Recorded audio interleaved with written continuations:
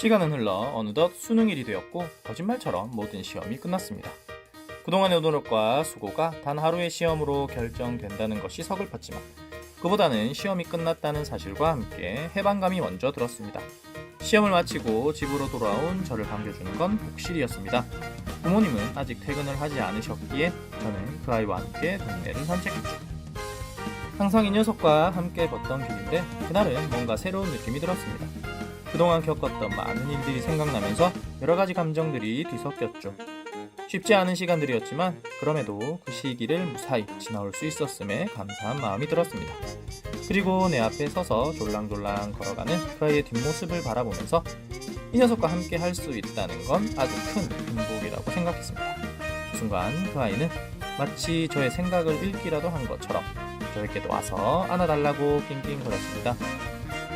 사실 목이 말랐을 수도 있고 머리가 아팠을 수도 있겠지만 그때는 왠지 저와 같은 생각을 가지고 말을 하는 것처럼 느껴졌습니다.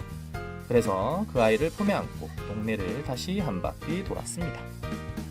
집으로 돌아오니 부모님이 퇴근해서 기다리고 있으셨습니다.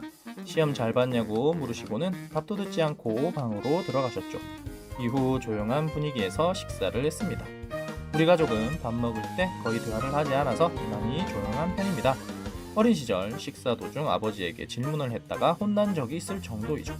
특히 밥을 남겨서 혼난 적도 많았는데 당시 위장이 작기도 했지만 아버지의 식성 때문에 밥그릇이 너무 컸습니다. 또 편식한다고 혼나기도 했는데 신기하게도 목시리가 온 뒤로는 한 번도 밥 먹다가 혼난 적이 없었습니다. 그래서 고통스러웠던 식사 시간이 점점 편안해지기 시작했죠.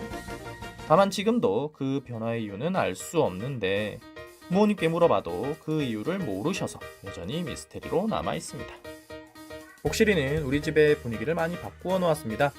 무뚝뚝한 아버지와 표현을 잘 안 하시는 어머니, 그리고 저 역시 집에서는 무뚝뚝한 편이라 가족 간의 대화가 많지 않았습니다. 그 아이가 온 이후로 여전히 대화는 많지 않았지만 말소리는 예전에 비해 조금씩 늘어났습니다. 부모님께서 그 녀석에게 표현하는 말들은 나에게는 한 번도 하신 적 없는 것이었지만 신기하게도 나는 그것이 전혀 서운하지 않았습니다. 아마 원래 받아보지 않았던 것이라서 별다른 감흥이 없었던 것일지도 모르겠네요. 하지만 바뀐 분위기는 참 좋았습니다. 집에서 말소리가 많아지고 누군가가 표현한 감정을 느낀다는 것은 꽤나 즐거운 경험이었습니다.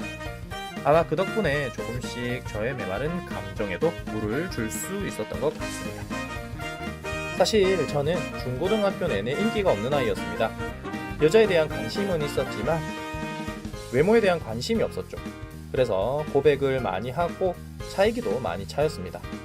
그나마 고3이 되면서 조금씩 외모에 관심을 가진 덕분에 점점 사람다운 외모를 되찾을 수 있었습니다. 또한 복실이와 함께 지내는 동안 감정 표현에도 점점 익숙해져 갔죠. 그렇게 고등학교 졸업을 앞두고 사람다운 모습을 갖추게 되면서 꽤 괜찮은 대학교 생활을 할 수 있겠다라는 기대감을 가지게 되었습니다.